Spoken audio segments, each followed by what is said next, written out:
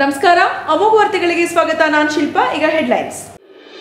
ಸರ್ಕಾರಿ ಕಾರ್ಯಕ್ರಮದಲ್ಲಿ ರಾಜಕೀಯ ಭಾಷಣ ಮಾಡುವುದನ್ನ ನನಗೆ ಕಲಿಸಿಕೊಟ್ಟವರೇ ನರೇಂದ್ರ ಮೋದಿ. ಹಾಸನದಲ್ಲಿ ಮುಖ್ಯಮಂತ್ರಿ ಸಿದ್ದರಾಮಯ್ಯ ಹೇಳಿಕೆ. ಅವರ ಕ್ಷೇತ್ರಗಳಲ್ಲಿ ಬೇಕಾದಷ್ಟು ಸಮಸ್ಯೆಗಳಿವೆ. ಅವರು ಓಟು ಹಾಕಿದ್ದು ನಮ್ಗೇನ್ ತೋರಿಸಿಲ್ಲ. ನಾನು ಅವರಿಗೆ ಬೆಂಬಲವಾಗಿ ನಿಲ್ತೇವೆ. ಡಿಸಿಎಂ ಡಿಕೆ ಶಿವಕುಮಾರ್ ಹೇಳಿಕೆ. ಮತ್ತು ವಸ್ತುಸ್ಥಿತಿ ಅರಿತು ಟೀಕೆ ಮಾಡಬೇಕು. ದೊಡ್ಡ ಗಾತ್ರದ ಬಜೆಟ್ ನೀಡುವ ಮೂಲಕ ಟೀಕೆ ಟಿಪ್ಪಣಿ ಮಾಡುವವರಿಗೆ ಈ ಉದ್ಘಾಟನೆ ಕಾರ್ಯಕ್ರಮವೇ ಉತ್ತರ. ಮುಖ್ಯಮಂತ್ರಿ ಸಿದ್ದರಾಮಯ್ಯ ಹೇಳಿಕೆ. ವಾರ್ತೆಗಳ ವಿವರ. ಹಾಸನದಲ್ಲಿ ಇಂದು ವಿವಿಧ ಕಾಮಗಾರಿಗಳ ಉದ್ಘಾಟನೆ ಹಾಗೂ ಶಂಕುಸ್ಥಾಪನೆ ಕಾರ್ಯಕ್ರಮಕ್ಕೆ ಆಗಮಿಸಿದ ಸಂದರ್ಭದಲ್ಲಿ ಮುಖ್ಯಮಂತ್ರಿ ಸಿದ್ದರಾಮಯ್ಯ ಅವರು ಪ್ರತಿಪಕ್ಷಗಳ ಆರೋಪಗಳ ಪ್ರಶ್ನೆಗಳಿಗೆ ಪ್ರತ್ಯುತ್ತರ ನೀಡಿದರು. ಹಾಸನ ಹೊರವಲಯದ ಭುವನಹಳ್ಳಿ ಹೆಲಿಪ್ಯಾಡ್ನಲ್ಲಿ ಜಾತಿಗಣತಿ ರಿಪೋರ್ಟ್ ಕುರಿತು ಮಾತನಾಡಿದ ಮುಖ್ಯಮಂತ್ರಿ ಸಿದ್ದರಾಮಯ್ಯ ಅವರು, ಜಾತಿಗಣತಿ ರಿಪೋರ್ಟ್ನ ನಾವು ಈಗ ತೆಗೆದುಕೊಂಡಿದ್ದೇವೆ. ರಿಪೋರ್ಟ್ನಲ್ಲಿ ಏನಿದೆ ಅಂತ ಗೊತ್ತಿಲ್ಲ. ಕ್ಯಾಬಿನೆಟ್ ಮುಂದೆ ಮಂಡಿಸಿ ಅದರಲ್ಲಿ ಏನಿದೆ ಎಂಬ ಬಗ್ಗೆ ಚರ್ಚೆ ಮಾಡ್ತೀವಿ. ವರದಿಯಲ್ಲಿ ಏನಿದೆ ಅಂತ ಗೊತ್ತಿಲ್ಲ. ಜಯಪ್ರಕಾಶ್ ಹೆಗ್ಡೆ ಅವರು ಇದರ ಅಧ್ಯಕ್ಷರಾಗಿದ್ದು ಅವರು ರಿಪೋರ್ಟ್ ಕೊಟ್ಟಿದ್ದಾರೆ, ನಾವು ತೆಗೆದುಕೊಂಡಿದ್ದೇವೆ ಅಷ್ಟೇ ಎಂದು ಹೇಳಿದರು. ರಿಪೋರ್ಟ್ ನಾವು ಈಗ ತಗೊಂಡಿದ್ದೀವಿ. ನಂಗೆ ರಿಪೋರ್ಟ್ ನಲ್ಲಿ ಏನಿದೆ ಅಂತ ಗೊತ್ತಿಲ್ಲ, ಗೊತ್ತಾಯ್ತಾ? ಅದು ಕ್ಯಾಬಿನೆಟ್ ಮುಂದೆ ಮಂಡಿಸಿ ಕ್ಯಾಬಿನೆಟ್ ನಲ್ಲಿ ಅದನ್ನ ಏನಿದೆ ಅಂತ ಅನ್ನೋದ್ರ ಬಗ್ಗೆ ಚರ್ಚೆ ಮಾಡಿ. ಅದು ಹೇಳ್ತಾ ಇರೋದು ಈಗ ಅಲ್ವಾ? ಮೊದ್ಲು ಹೇಳಿದ್ರ ಎಲ್ಲರ ಅಭಿಪ್ರಾಯನು ಕೇಳಿ ಮಾಡಿದೀವಿ ಅಂತ ಹೇಳ್ತಾರೆ. ಗೊತ್ತಿಲ್ಲ ನನಗೆ. ಐ ಡು ನಾಟ್ ನೋ ವರದಿನಲ್ಲಿ ಏನಿದೆ ಅಂತ. ಪ್ರಕಾಶ್ ಹೆಗ್ಡೆ ಅವರು ಅಧ್ಯಕ್ಷರಲ್ವಾ?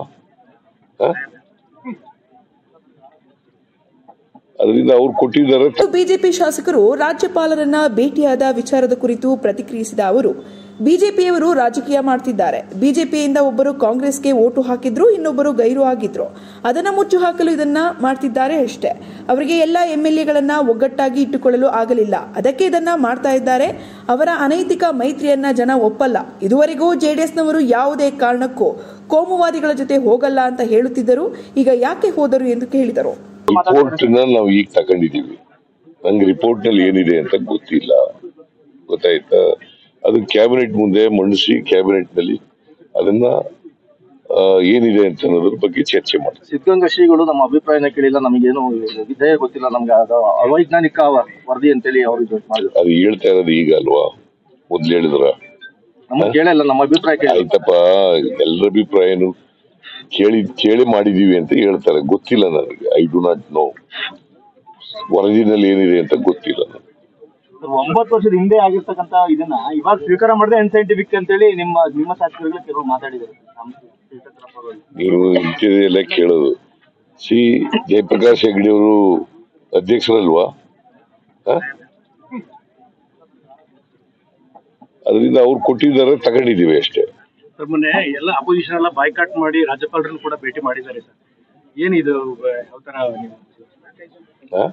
ಮೊನ್ನೆ ಅಸೆಂಬ್ಲಿಯನ್ನು ಕೂಡ ಬಾಯ್ಕಾಟ್ ಮಾಡಿ ಅಪೋಸಿಷನ್ ಲೀಡರ್ಸ್ ಎಲ್ಲ ಹೋಗಿ ರಾಜ್ಯಪಾಲರನ್ನು ಕೂಡ ಭೇಟಿ ಮಾಡಿ ಅದು ರಾಜಕೀಯ ಮಾಡ್ತಾ ಇದ್ದಾರೆ. ಯಾಕಂತಂದ್ರೆ ಭಾರತೀಯ ಜನತಾ ಪಕ್ಷದಿಂದ ಒಬ್ರು ಕಾಂಗ್ರೆಸ್ಗೆ ವೋಟ್ ಹಾಕಿದವರು, ಇನ್ನೊಬ್ರು ಆಬ್ಸೆಂಟ್ ಆಗ್ಬಿಟ್ರು.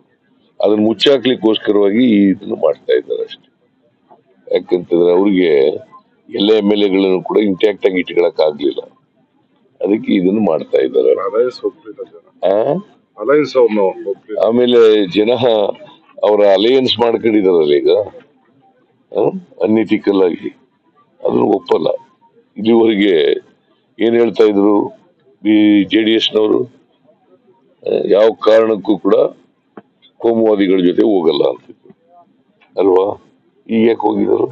ಸರ್ಕಾರಿ ಕಾರ್ಯಕ್ರಮದಲ್ಲಿ ರಾಜಕೀಯ ಭಾಷಣ ಹಾಗೂ ನಮ್ಮ ಸರ್ಕಾರದಲ್ಲಿ ಆದ ಕಾಮಗಾರಿಗಳನ್ನು ಸಿಎಂ ಸಿದ್ದರಾಮಯ್ಯ ಉದ್ಘಾಟನೆ ಮಾಡುತ್ತಿದ್ದಾರೆ ಎಂಬ ಜೆಡಿಎಸ್ ನಾಯಕರ ವಿಚಾರ ಕುರಿತು ಮಾತನಾಡಿದ ಅವರು, ನಾವು ಮಾಡಿರುವ ಕಾರ್ಯಕ್ರಮಗಳನ್ನು ಜೆಡಿಎಸ್ ಬಿಜೆಪಿಯವರು ಉದ್ಘಾಟನೆ ಮಾಡಿಲ್ವಾ? ನಾವು ಹಿಂದೆ ಬೇಕಾದಷ್ಟು ಕಾರ್ಯಕ್ರಮಗಳನ್ನು ಮಾಡಿದ್ವಿ, ಅವೆಲ್ಲವನ್ನೇ ಇವರು ಉದ್ಘಾಟನೆ ಮಾಡಿದ್ದಾರೆ, ಶಂಕುಸ್ಥಾಪನೆ ಮಾಡಿದ್ದಾರೆ. ಅವರ ಕಾಲದಲ್ಲಿ ಶಂಕುಸ್ಥಾಪನೆ ಆಗಿತ್ತು, ಬಿಜೆಪಿ ಕಾಲದಲ್ಲಿ ಕೆಲಸ ಶುರುವಾಯಿತು ಅಂತ ಇಟ್ಕೊಳ್ಳೋಣ. ನಮ್ಮ ಕಾಲದಲ್ಲಿ ಪೂರ್ಣ ಆಗುತ್ತೆ, ಆಗ ಬಿಜೆಪಿಯವರನ್ನ ಕರೆದು ಉದ್ಘಾಟನೆ ಮಾಡಬೇಕಾ? ಸರ್ಕಾರಿ ಕಾರ್ಯಕ್ರಮದಲ್ಲಿ ರಾಜಕೀಯ ಭಾಷಣ ಮಾಡುವುದನ್ನು ನನಗೆ ಕಲಿಸಿಕೊಟ್ಟವರೇ ನರೇಂದ್ರ ಮೋದಿ ಅವರು. ಪಾರ್ಲಿಮೆಂಟ್ನಲ್ಲಿ ರಾಜಕೀಯ ಭಾಷಣ ಮಾಡಿದ್ರಲ್ಲ, ಅದಕ್ಕೆ ನಾನು ಮಾಡ್ತಿದ್ದೀನಿ. ಜನರ ಪರ ಇಲ್ಲದವರನ್ನ ಸೋಲಿಸಿ ಎಂದೇ, ಅದರಲ್ಲಿ ತಪ್ಪೇನಿದೆ ಎಂದು ಪ್ರಶ್ನಿಸಿದರು. ಕಾರ್ಯಕ್ರಮಗಳನ್ನ ಇವರು ಉದ್ಘಾಟನೆ ಮಾಡಿರ್ಲಿಲ್ವಾ? ನಾವು ಮಾಡಿದ ಕಾರ್ಯಕ್ರಮಗಳನ್ನ JDSನವರು ಬಿಜೆಪಿಯವರು ಉದ್ಘಾಟನೆ ಮಾಡಿರ್ಲಿಲ್ವಾ? ಸರ್ಕಾರ ಅಂತಂದ್ರೆ ಒಂದು ಕಂಟಿನ್ಯೂಸ್ ಇದು, ಅದು ಎಸ್ಟಾಬ್ಲಿಷ್ಮೆಂಟ್. ಅದು ನಾವು ಹಿಂದೆ ಬೇಕಾದಷ್ಟು ಕಾರ್ಯಕ್ರಮಗಳನ್ನು ಮಾಡಿದ್ದು, ಅವೆಲ್ಲನೂ ಕೂಡ ಇವ್ರ ಕಾಲದಲ್ಲಿ ಉದ್ಘಾಟನೆ ಮಾಡಿದ್ರು, ಶಂಕುಸ್ಥಾಪನೆ ಮಾಡಿದ್ರು. ಈಗ ನಾವು ಯಾವ ಕಾರ್ಯಕ್ರಮ ಅವ್ರು ಮಾಡಿರೋ ಸ್ಪೆಸಿಫಿಕ್ ಆಗಿ ಹೇಳ್ಬೇಕು, ಇಂಥ ಕಾರ್ಯಕ್ರಮ ನಮ್ಮ ಕಾಲದಲ್ಲಿ ಮಾಡಿತ್ತು, ಅದು ಆಯ್ತಪ್ಪ. ಈಗ ನಮ್ಮ ಕಾಲದಲ್ಲಿ ಪೂರ್ಣ ಆದ್ರೆ ಏನ್ ಮಾಡ್ಬೇಕು, ಅದನ್ನ ಅವ್ರನ್ನೇ ಕರೆದು ಉದ್ಘಾಟನೆ ಮಾಡಿಸ್ಬೇಕಾ? ಅವ್ರ ಕಾಲದಲ್ಲಿ ಪ್ರಾರಂಭ ಆಗಿತ್ತು ಅಂತ assuming for the argument sake, BJP ಕಾಲದಲ್ಲಿ ಕೆಲಸ ಶುರುವಾಗಿತ್ತು ಅಂತ ಇಟ್ಕೊಳ್ಳೋಣ, ನಮ್ ಕಾಲದಲ್ಲಿ ಕಂಪ್ಲೀಟ್ ಆಗುತ್ತೆ. ಆಗ ಬಿಜೆಪಿ ಅವ್ರನ್ನ ಕರೆದು ಕಲ್ಸ್ಕೊಟ್ಟವರು ನರೇಂದ್ರ ಮೋದಿ ಅವರು. ನಂಗೆ ಪಾರ್ಲಿಮೆಂಟ್ ನಲ್ಲಿ ರಾಜಕೀಯ ಭಾಷಣ ಮಾಡಿದ್ರಲ್ಲ, ಅದಕ್ಕೆ ನಾವು ನಿಜ ಸೋಲ್ಸಿ, ಅವರು ನಿಮ್ ಪರ ಇಲ್ದೇ ಸೋಲ್ಸಿ ಅಂತಂದ್ರೆ. ಹಾಸನ ರೈಲ್ವೆ ಮೇಲ್ಸೇತುವೆ ಬಾಕಿ 48 ಕೋಟಿ ಹಣ ಬಿಡುಗಡೆ ಮಾಡಿಲ್ಲ ಎಂದಿರುವ ಬಗ್ಗೆ ವಿಚಾರದ ಕುರಿತು ಮಾತನಾಡಿದ ಅವರು, ಆ ಕಾಮಗಾರಿಗೆ ಜೆಡಿಎಸ್ನವರು ದುಡ್ಡು ಕೊಟ್ಟಿಲ್ಲ, ನಾನೇ ಕೊಡಬೇಕಾಗಿರೋದು ಹಾಗೂ ಕೊಡ್ತೀನಿ. ಅವರು ಹೇಳಿದ ತಕ್ಷಣ ನಾನು ಕೊಡಲು ಆಗೋಲ್ಲ ಎಂದು ಹೇಳಿದರು. ಜೆಡಿಎಸ್ ಅವ್ರು ಕೊಟ್ಟರೇನ್ರಿ?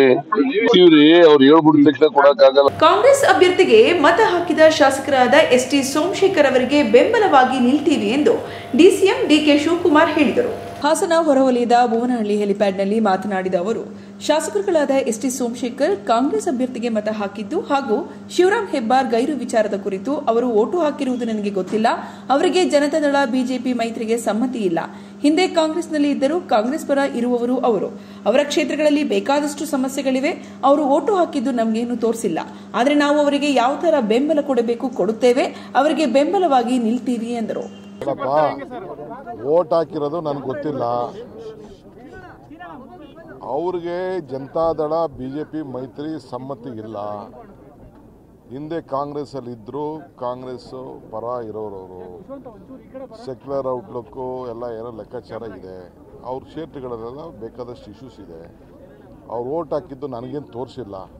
ಬಟ್ ನಾವು ಅವ್ರಿಗೆ ಏನ್ ತರದ ಬೆಂಬಲ ಕೊಡಬೇಕು ಬೆಂಬಲವಾಗಿ. ವಸ್ತುಸ್ಥಿತಿ ಅರಿತು ಟೀಕೆ ಮಾಡಬೇಕು. ದೊಡ್ಡ ಗಾತ್ರದ ಬಜೆಟ್ ನೀಡುವ ಮೂಲಕ ಟೀಕೆ ಟಿಪ್ಪಣಿಗಳಿಗೆ ಮಾಡುವವರಿಗೆ ಈ ಉದ್ಘಾಟನೆಯ ಕಾರ್ಯಕ್ರಮವೇ ಉತ್ತರ ಎಂದು ಮುಖ್ಯಮಂತ್ರಿ ಸಿದ್ದರಾಮಯ್ಯ ತಿಳಿಸಿದರು.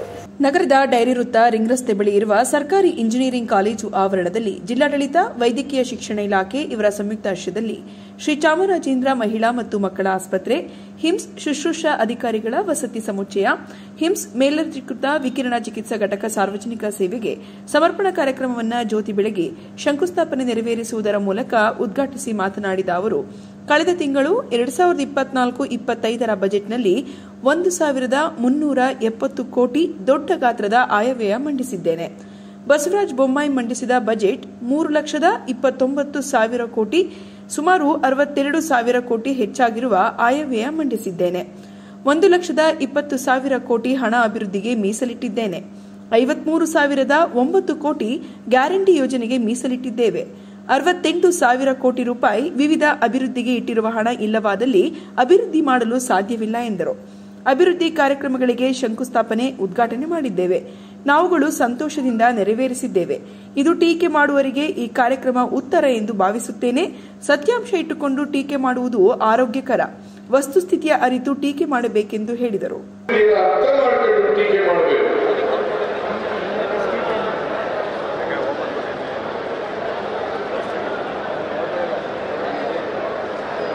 ಸುಮಾರು 62,000 ಕೋಟಿ ರೂಪಾಯಿ ಬಜೆಟ್ ಗಾತ್ರ ವ್ಯತ್ಯಾಸ ಇದೆ ಅಂತಂದ್ರೆ ಅಲ್ಲಿ ಅಭಿವೃದ್ಧಿ ಕೆಲಸಗಳು ಇರಲೇಬೇಕು.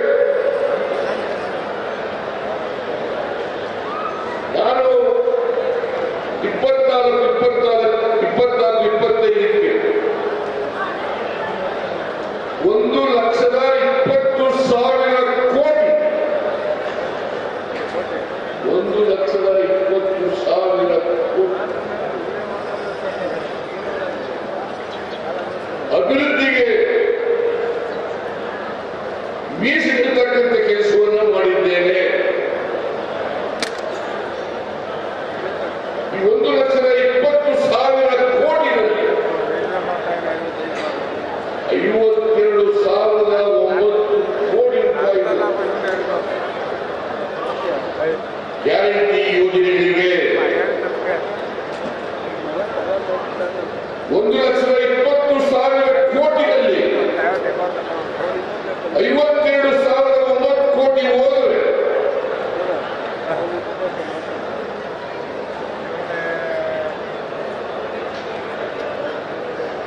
ಇನ್ನು 69 ಕೋಟಿಗಳು 68 ಕೋಟಿಗಳು 68,000 ಕೋಟಿಗಳು 68,000 ಕೋಟಿಗಳು ವಿವಿಧ ಅಭಿವೃದ್ಧಿಗಳಿಗೆ ಇಟ್ಟಿರ್ತಕ್ಕಂತಹ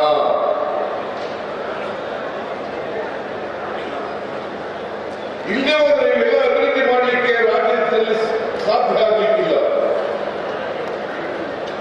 23-24ರಲ್ಲಿ ಜಿಡಿಪಿ ಒಟ್ಟು ಜಿಡಿಪಿ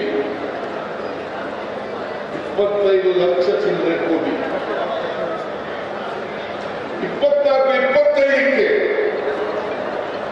28 ಲಕ್ಷ ಹೆಚ್ಚು ಕೋಟಿಗಳು. ಅದರರ್ಥ ಸುಮಾರು 2,70,000 ಕೋಟಿ ಒಂದು ವರ್ಷದಲ್ಲಿ ಜಿಡಿಪಿ ಬೆಳವಣಿಗೆಯಾಗಿದೆ. ಅಭಿವೃದ್ಧಿ ಆಗದೆ ಹೋಗಿದ್ರೆ, ಅಭಿವೃದ್ಧಿಗೆ ಹಣ ಇಲ್ಲದೆ ಹೋಗಿದ್ರೆ ಜಿಡಿಪಿ ಬೆಳವಣಿಗೆ ಆಗಲಿಕ್ಕೆ ಸಾಧ್ಯ ಇರಲಿಲ್ಲ. ಇದನ್ನ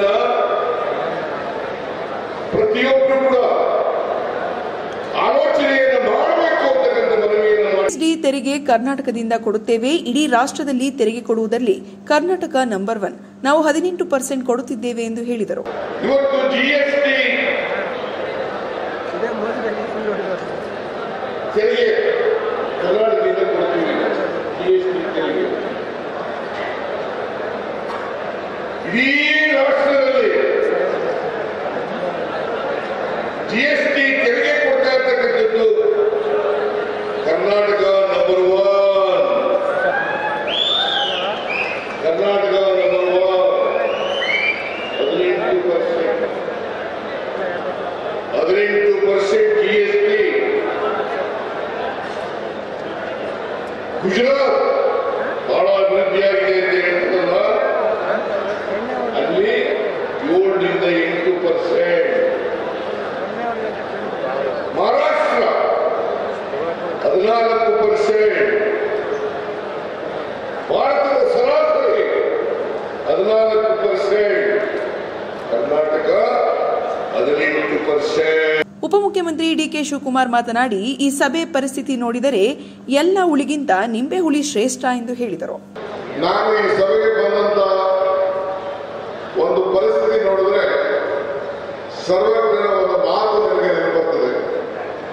ಸರ್ವಜ್ಞ ಅವರು ಒಂದು ಕಡೆ ಒಂದು ಮಾತು ಹೇಳ್ತಾರೆ, ನಿಂಬೆಗೆ ಹುಳಿ ಇಲ್ಲ, ದುಂಬಿಗೆ ಕರಿ ಇಲ್ಲ, ಶಂಭುಗಿನ ಅಧಿಕ ದೇವರಿಲ್ಲ ಅಂದ್ರೆ ನಿಂಬೆಣಿದೆಯಲ್ಲ, ನಿಂಬೆಹಣ್ಣು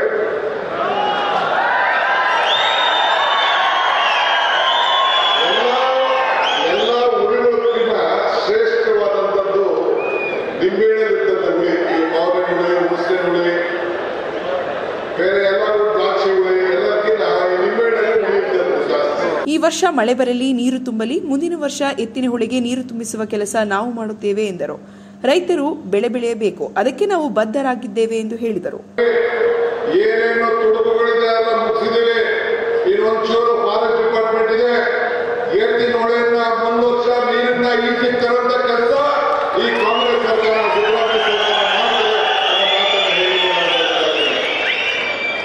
ಕೆರೆಗಳನ್ನು ತುಂಬಿಸಿ ನಿಮ್ಮ ಬದುಕು. ರೈತರಿಗೆ ಸಮ ಇಲ್ಲ, ರೈತನ ಪ್ರಮೋಷನ್ ಇಲ್ಲ, ರೈತನ ಪೆನ್ಷನ್ ಇಲ್ಲ, ರೈತನ ರಿಟೈರ್ಮೆಂಟ್ ಇಲ್ಲ. ಈ ರೈತನ ಲಂಚ ಇಲ್ಲ. ಈ ರೈತನ ಬದುಕಿಸ್ಬೇಕು. ನೀವೆಲ್ಲ ರೈತರ ಮಕ್ಕಳು. ನಿಮ್ಮ ಬೆಳೆದಂತ ಬೆಲೆಗೆ ಸರಿಯಾದ ರೀತಿ ಬೆಲೆ ಸಿಗಬೇಕು. ಅದಕ್ಕೋಸ್ಕರ ಈ ಒಂದು ಸರ್ಕಾರ ಬದಲಾಗಿದೆ. ಸುರೇಶ್ ಅವರು ನಮ್ಮ ಶಿವರಾಮು ಬಂದು ಕೇಳಿದ್ರು. ನಮ್ಮ ಸುರೇಶ್ ಅವರು ಒಂದು ಪಟ್ಟಿನೇ ಕೊಟ್ಟಾರೆ. ಸುಮಾರು 120 ಕೋಟಿ ರೂಪಾಯಿ 3 ಕಾರ್ಯಕ್ರಮ ಕೊಟ್ಟಾರೆ. ಸುರೇಶ್ ಅವರೇ, ಚಿಂತೆ ಮಾಡಕ್ ಹೋಗಬೇಡಿ, ನಾನೇ ಬಂದು ಆ ಕಾರ್ಯಕ್ರಮನ ಉದ್ಘಾಟನೆ ಮಾಡುವಂತ ಕಾರ್ಯಕ್ರಮವನ್ನು ಪ್ರಾರಂಭ ಮಾಡುವಂತ ಕೆಲಸ ನಾನು ಮಾಡ್ತೇನೆ. ನಿಮಗೂ ಋಣ ತೀರಿಸಿಕೊಳ್ಳುವಂತ ನಮ್ಮ ಗ್ಯಾರಂಟಿಯಲ್ಲಿ ಅತ್ತೆ ಸೊಸೆಗೆ ನಾವು ಏನಾದರೂ ಜಗಳ ತಂದಿದ್ದೇವೆ ಹೇಳಿ ಎಂದು ಪ್ರಶ್ನೆ ಮಾಡಿದರು. ಇದಕ್ಕಿಂತ ಭಾಗ್ಯ ಬೇಕಾ? ಇಡೀ ದೇಶದಲ್ಲಿ ಕುಟುಂಬಕ್ಕೆ ಸರ್ಕಾರ ಆಧಾರವಾಗಿದೆ ಎಂದರು.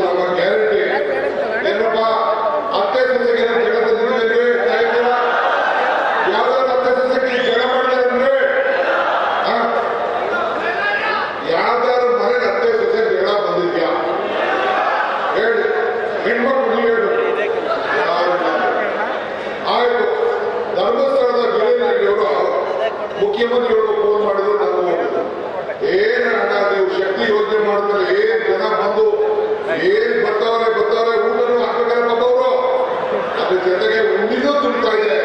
ಜೊತೆಗೆ ಸಿದ್ದರಾಮಯ್ಯ ಅವ್ರ ಮೇಲೆ, ಡಿ ಕೆ ಶಿವಕುಮಾರ್ ಮೇಲೆ ಹೆಸರಿಟ್ಬಿಟ್ಟು ಅಭಿಷೇಕ ಮಾಡ್ತಾ ಇದ್ದಾರೆ ಅಂತ ಹೇಳಿ. ಇದಕ್ಕಿನ್ನ ಭಾಗ್ಯ ಏನಿರ್ಬೇಕ್ರಿ? ಇದಕ್ಕಿನ್ನ ಭಾಗ್ಯ ಏನಿರ್ಬೇಕು? ಜನರ ಹೃದಯದಲ್ಲಿ ಆ ಭಾವನೆಯಲ್ಲಿ ಇವತ್ತು ನಮ್ಗೆ ಏನು ಪ್ರಾರ್ಥನೆ ಇದೆಯಲ್ಲ, ಪ್ರಾರ್ಥನೆ ಯಾವತ್ತೂ ಯಾರಿಗೂ ಕೇಳಕ್ ಮಾಡೋದಿಲ್ಲ. ದೇವರು ಕೇಳ್ಕೊಳ್ಳೋದಿಲ್ಲ, ಒಂದಲ್ಲ ಒಂದು ರೀತಿ ಫಲ ಕೊಡ್ತಾರೆ ಅಂತ. ನನ್ನ ತಾಯಿಂದಿರು ಮಕ್ಕಳು ಕರ್ಕೊಂಡೋಗಿ ಹಳ್ಳಿಗೆ ಹೋದಾಗ ಸೊಸೆದಿರ ಮನೆಗೆ, ಅಪ್ಪನ ಮನೆಗೆ, ಗಂಡನ ಮನೆಗೆ, ಬೇರೆ ಬೇರೆ ಕಡೆ ಸ್ನೇಹಿತರ ಮನೆಗೆ, ದೇವಸ್ಥಾನಕ್ಕೆ ಹೋದಾಗ ಉಚಿತ ಹೋಗಿ ಮಕ್ಕಳನ್ನ ಕರ್ಕೊಂಡೋಗಿ ಸಾವಿರಾರು ಹೋಟ್ಲುಗಳಿಗೆಲ್ಲ ವ್ಯಾಪಾರ. ನೀವು ಕೇಳಿ, ನಿಮ್ಮ ಹೋಟ್ಲುಗಳಿಗೆ ಇವತ್ತು ಎಷ್ಟು ವ್ಯಾಪಾರ ಆಗ್ತಾ ಇದೆ ಅಂತ. ಬೆಂಗಳೂರಿಂದ ಮಂಗಳೂರು ಹೋಗೋ ಹೋಟ್ಲವರೆಗೂ ಎಲ್ಲರೂ ಅನುಕೂಲ ಆಗಿದ್ದಾರೆ.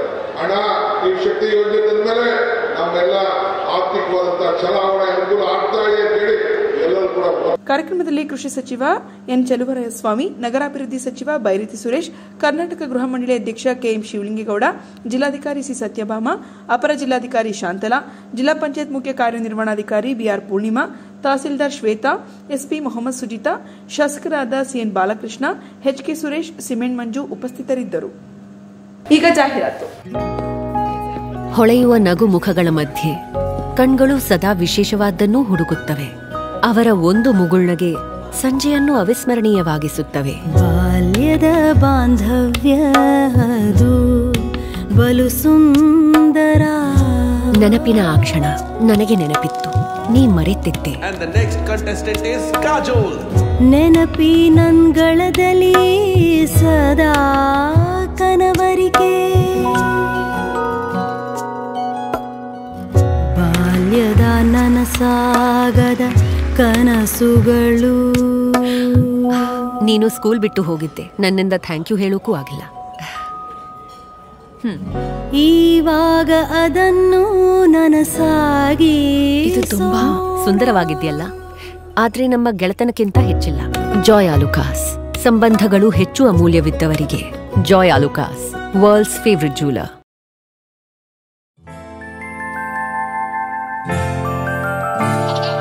ನಗುವಿರಲಿ ಮನೆಯಲ್ಲಿ, ಮಗುವಿರಲಿ ಮಡಿಲಲ್ಲಿ, ತುಂಬಿರಲಿ ಸಂತಸ ಎಲ್ಲೆಲ್ಲೂ. ಹರಡುತ್ತಿರಿ ಸಂತಸ ಮನ ಮನೆಯಲ್ಲಿ, ಸಂತಸ. ನಗುವಿರಲಿ ಮನೆಯಲ್ಲಿ, ಮಗುವಿರಲಿ ಮಡಿಲಲ್ಲಿ, ತುಂಬಿರಲಿ ಸಂತಸ ಎಲ್ಲೆಲ್ಲೂ. ಸಂತಸ. ಸಂತಸ IVF ಮತ್ತು ಎಂಟು ಸರ್ಜರಿ ಸೆಂಟರ್, ಹಾಸನ ಮತ್ತು Mysuru.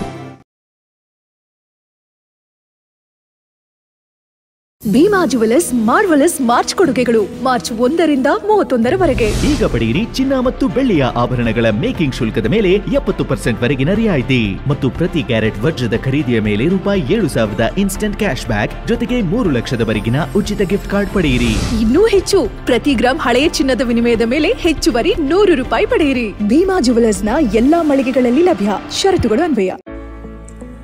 Day home furniture and interior, ಹಾಸನದ ಅತಿ ದೊಡ್ಡ ಫರ್ನಿಚರ್ ಶೋರೂಮ್. ನಿಮ್ಮ ಕನಸಿನ ಮನೆಯ ಅಂದವನ್ನ ಹೆಚ್ಚಿಸಲು ಹಾಗೂ ಆರಾಮದಾಯಕ ಪೀಠೋಪಕರಣಗಳು ಉತ್ಕೃಷ್ಟ ಗುಣಮಟ್ಟದಲ್ಲಿ ಲಭ್ಯ. ವಿವಿಧ ವಿನ್ಯಾಸದ ಡೈನಿಂಗ್ ಟೇಬಲ್ಗಳು, ಮ್ಯಾಟ್ರೆಸ್ಗಳು, corner sofa, recliner sofa, wooden sofa, ಹಲವು ಮಾದರಿಯ ಕಾಟ್ಗಳು, ವಾರ್ಡ್ರೋಬ್ಗಳು, ಡ್ರೆಸ್ಸಿಂಗ್ ಟೇಬಲ್ಗಳು, ಇನ್ನು ಹಲವಾರು ವೆರೈಟಿಯ ಫರ್ನಿಚರ್ಗಳು ದೊರೆಯುತ್ತವೆ. ಭೇಟಿ ಕೊಡಿ. D home furniture and interior, opposite district stadium, Salagame road, Hassan. Phone numbers 8156989111, 95629555026 ಮತ್ತು 9631525552.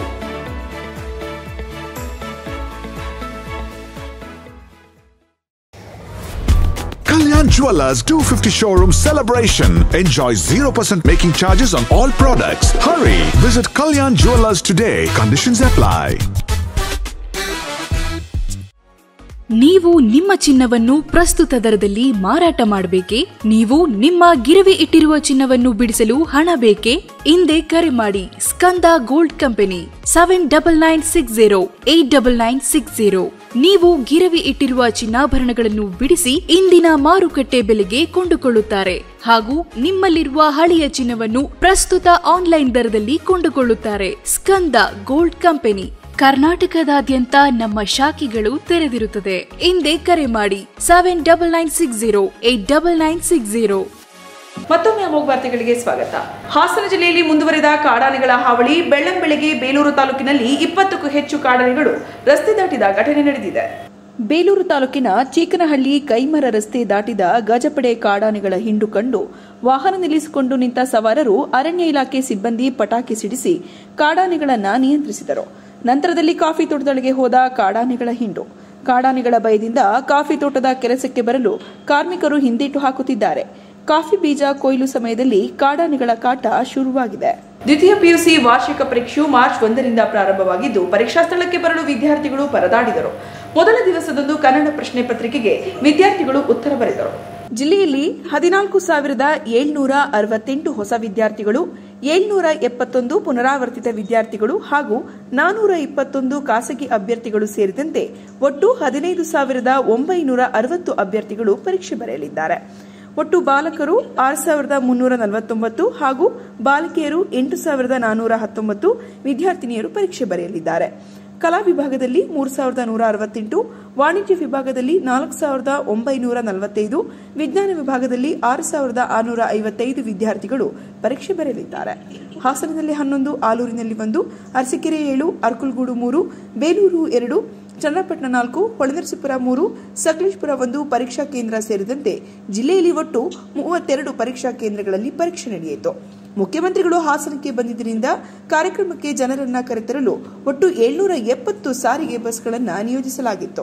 ಹೊರಗ್ರಾಮಗಳಿಂದ ಬರುವ ಅನೇಕ ವಿದ್ಯಾರ್ಥಿಗಳು ಬಸ್ಗಾಗಿ ಕಾದು ಕೆಲ ವಿದ್ಯಾರ್ಥಿಗಳು ಇತರರ ಸಹಕಾರದಲ್ಲಿ ಬಂದರು. ಹೊಳೆನರಸೀಪುರ ಪಟ್ಟಣದ ಹೌಸಿಂಗ್ ಬೋರ್ಡ್ ಸಮೀಪವಿರುವ ಶ್ರೀ ಸಿಂಗಮ್ಮ ದೇವಾಲಯದಲ್ಲಿ ಚಿತ್ರದುರ್ಗದ ಪೂಜ್ಯ ಶ್ರೀ ಬಸವ ಮಾಚಿದೇವ ಮಹಾಸ್ವಾಮಿಗಳ ಉಪಸ್ಥಿತಿಯಲ್ಲಿ ಶ್ರೀ ಸಿಂಗಮ್ಮ ದೇವಾಲಯದ ಶಿಖರ ಕಳಸ ಪ್ರತಿಷ್ಠಾ ಪೂಜಾ ಮಹೋತ್ಸವ ವೈಭವದಿಂದ ಜರುಗಿತು. ಮುಂಜಾನೆ ಬ್ರಾಹ್ಮಿ ಮುಹೂರ್ತದಲ್ಲಿ ಗಣಪತಿ, ನವಗ್ರಹ, ಮೃತ್ಯುಂಜಯ ಹೋಮ ನೆರವೇರಿಸಲಾಯಿತು. ಪವಿತ್ರ ಹೇಮಾವತಿ ನದಿಯಿಂದ ಗಂಗಾ ಪೂಜೆ ನೆರವೇರಿಸಲಾಯಿತು. ಗಂಗೆಯ ಅಮೃತ ಕಳಶ ಹೊತ್ತ ಸುಮಂಗಲಿಯರು ಸಾಂಸ್ಕೃತಿಕ ಕಲಾತಂಡಗಳ ಪ್ರದರ್ಶನದೊಂದಿಗೆ ಮೆರವಣಿಗೆಯಲ್ಲಿ ದೇವಾಲಯಕ್ಕೆ ಆಗಮಿಸಿದರು. ಅಮೃತ ಕಳಶದ ಗಂಗೆಯಿಂದ ಶ್ರೀದೇವಿ ಹಾಗೂ ಶಿಖರ ಕಳಶಕ್ಕೆ ಗಂಗಾಭಿಷೇಕ ಹಾಗೂ ಪೂಜಾ ಕೈಂಕರ್ಯ ನೆರವೇರಿಸಿ ಮಹಾಮಂಗಳಾರತಿ ಹಾಗೂ ತೀರ್ಥಪ್ರಸಾದ ವಿನಿಯೋಗ ಮಾಡಲಾಯಿತು ಮತ್ತು ಶ್ರೀದೇವಿಯ ಭಕ್ತರಿಗೆ ಅನ್ನ ಸಂತರ್ಪಣೆ ಆಯೋಜನೆ ಮಾಡಲಾಗಿತ್ತು. ಶ್ರೀ ರಾಘವೇಂದ್ರ ಸ್ವಾಮಿ ಮಠದ ಆಡಳಿತಾಧಿಕಾರಿ ಶ್ರೀಶಾ ಭಟ್ ನೇತೃತ್ವದಲ್ಲಿ ಶಶಾಂಕ್, ಪವನ್, ರಮೇಶ್ ಐತಾಳ್ ಹಾಗೂ ಇತರರು ಪೂಜಾ ಕೈಂಕರ್ಯ ನೆರವೇರಿಸಿದರು. ಯಗಚಿ ಜಲಾಶಯ ಬೇಲೂರು ಪಟ್ಟಣದ ಸಮೀಪದಲ್ಲಿದ್ದರೂ ಪಟ್ಟಣದ 23 ವಾರ್ಡ್ಗಳಲ್ಲಿ ಕುಡಿಯುವ ನೀರಿನ ತೀವ್ರ ಅಭಾವ ಸೃಷ್ಟಿಯಾಗಿದೆ. ಈ ಬಗ್ಗೆ ಅಧಿಕಾರಿಗಳು ಹೆಚ್ಚಿನ ಕ್ರಮ ವಹಿಸುವ ಮೂಲಕ ಕುಡಿಯುವ ನೀರಿನ ಸಮಸ್ಯೆಗೆ ಪರಿಹಾರ ನೀಡಬೇಕೆಂದು ಪುರಸಭಾ ಸದಸ್ಯರು ಆಗ್ರಹಿಸಿದರು.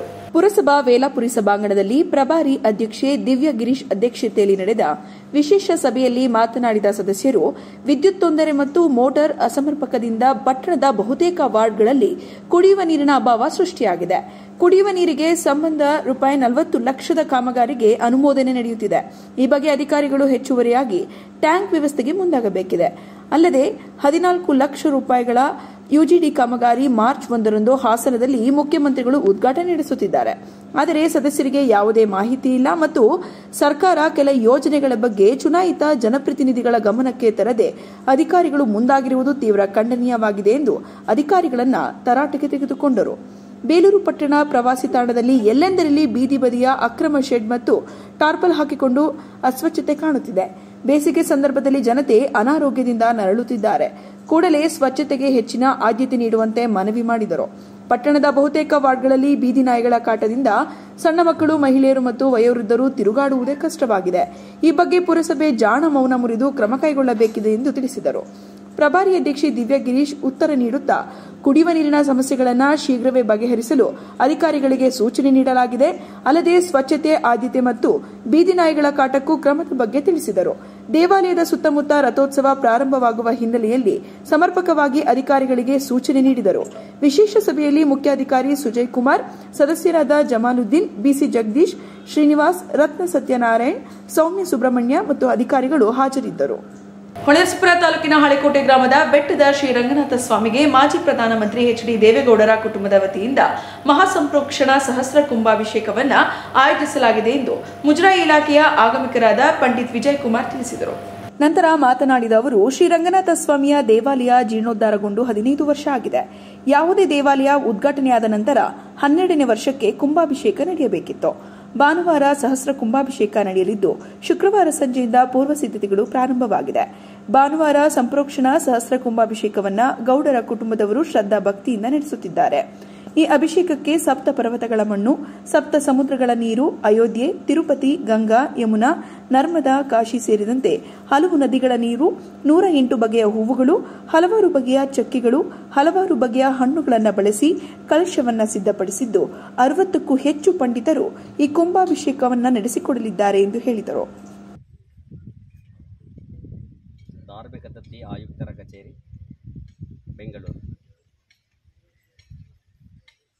ಶ್ರೀ ರಂಗನಾಥ ಸ್ವಾಮಿ ದೇವಸ್ಥಾನ, ಹಾಸನ ಜಿಲ್ಲೆ ಹೊಳೆನರಸೀಪುರ ತಾಲೂಕು ಮಾವಿನಕೆರೆ ಹಳೆಕೋಟೆ ಗ್ರಾಮದ ಬೆಟ್ಟದ ರಂಗನಾಥ ಸ್ವಾಮಿ ದೇವಾಲಯ ಒಂದು ಪ್ರಸಿದ್ಧ ದೇವಾಲಯ ಮತ್ತು ಇತಿಹಾಸವುಳ್ಳಂತಹ ಸುತ್ತಮುತ್ತಲಿನ ಭಕ್ತರ ಆರಾಧ್ಯ ದೈವವಾಗಿರುವಂತಹ ರಂಗನಾಥ ಸ್ವಾಮಿಯವರ ದೇವಾಲಯವನ್ನು ಜೀರ್ಣೋದ್ಧಾರಗೊಳಿಸಿ ಸುಮಾರು 15 ವರ್ಷಗಳ ಕಾಲವಾಗ್ತಾ ಇದೆ.